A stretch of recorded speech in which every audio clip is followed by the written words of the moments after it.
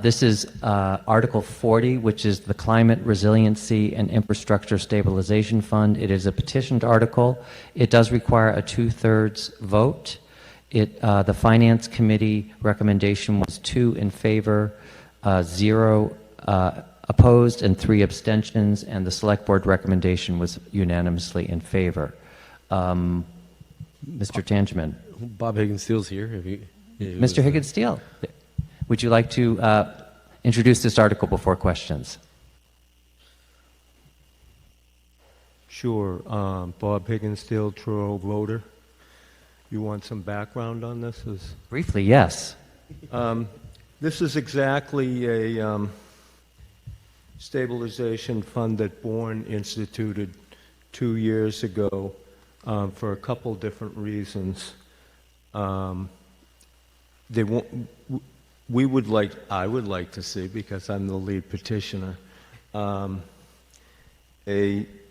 fund that's specifically dedicated toward just what it says in here, identifying the climate-related hazards, which we pretty much have, the vulnerability and strengths, and to develop adaptation actions.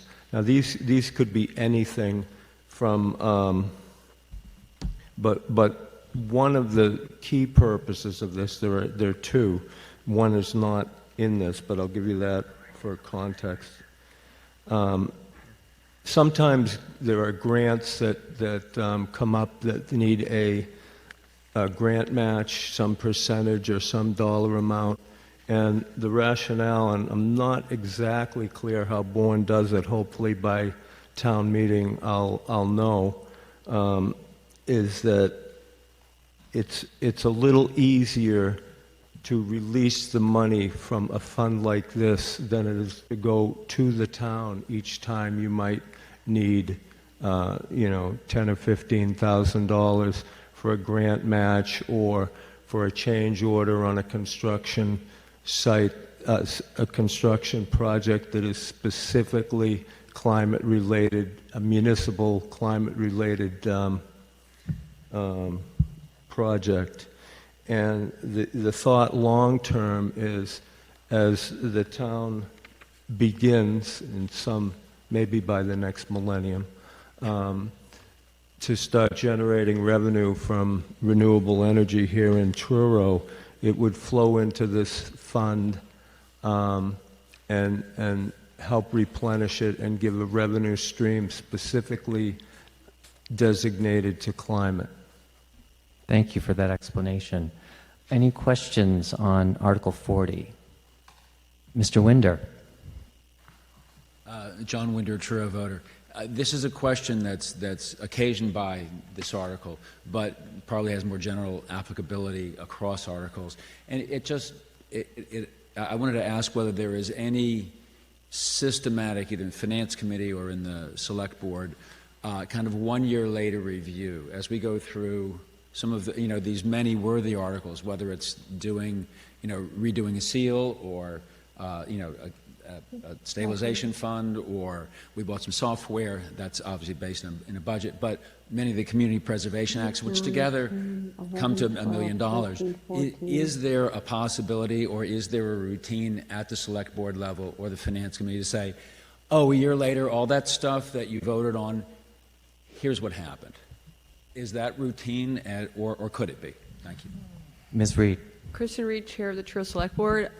Budget Task Force, that's where if you attend those meetings or get an executive summary from someone who attends, that's where we make the sausage on past spending, potential spending. That's Alex said 6 weeks, but 7 weeks. And so that's one of the main points of doing Budget Task Force, is to talk about best practices, what's working, what's not working, what has to go, what stays, et cetera, et cetera. That's great, and it's good that that's done. I think what I'm asking specifically more is there a simple report so that not all the voters have to come to all of those meetings, but to have a simple report that becomes part of the town meeting process? That's my question. So this is related to Article 40. I would just say that there is a Select Board initiative to when staff is caught up with all of the hard work that is placed on them by this board based on constituent requests and concerns, that ClearGov is a financial software that does reporting of all dollars spent in the town. And so there, it is a goal that hopefully there is more transparency and visual, like graphs and documents that can assist people with the budget process throughout the year through that software. And then Sue.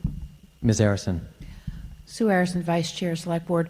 I also want to point out that the Select Board regularly hears reports from the committees, so Climate Action Committee, Energy Committee, and they are very happy to come in and tell us when they've received grants and that sort of thing, and usually that would be some measure of success if these are approved. So it's not, they do come in at least once a year to give us reports. It's not a formal, come back in 6 months and tell us this, but that is one way that you can learn whether these votes are working. May not be the full answer you want, but. Anybody online? Ms. Ryman? Yes, Karen Ryman, Truro voter. I have a question for Bob. Bob, could you please elucidate for all of us the difference between the $50,000 allocated in Article 3, Item M, Climate Resiliency Effort Support, versus this Article 40, Climate Resiliency and Infrastructure Stabilization Fund, which is also $50,000. It'd be great to really have that clarified for us. Thank you. Was that question to Bob Higgins-Steele or Bob Panacidi? No, Bob Well, Higgins-Steele. I might not be the person to answer that, but I believe it's the same $50,000. I can. Ms. Clark? Sure. Assistant Town Manager Clark. So when the lead petitioner approached the Select Board with his petitioned article after submitting it, one of the things the Select Board did was they said, what do you, we were asking Bob, what do you want to do with this? How are you trying to access this money, this $50,000? And we realized the Climate Resiliency and Infrastructure Stabilization Fund is a great fund to set up, but it wasn't going to help him in the immediate future. And so in order to make that money accessible as soon as July 1, we kind of worked through some different ways to set that up. And the answer was for the Select Board to take on the $50,000 with kind of the promise from Mr. Higgins-Steele that that portion of the article will be removed from the motion on town meeting floor. So the voters will hear Article 3, and that will include that $50,000 allocation. And then in Article 40, the voters will have a motion posed to them that will be to establish the fund, but not to allocate the $50,000. That $50,000 will not be referenced in the motion on town meeting floor and in the printed motion books. Go ahead, but you need to proceed to the microphone. So do you mind just please explaining then how we're going to fund this stabilization fund going forward? If it's not indicated in if it's being deleted from this petitioned article. Sure. Thank you. Ms. Clark? Oh, sorry, yes. Through you, Mr. Moderator, Assistant Town Manager Clark. So there's two portions to this article. One is a $50,000 allocation, and the other is just to establish the fund. Now, the fund is going to be useful in the future when there are recurring revenue streams. The $50,000 will just be funded by free cash in that free cash article, that's article number 3.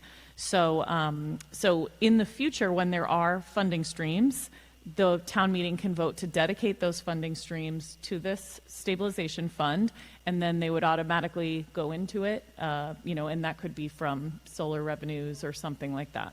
So, Thank you.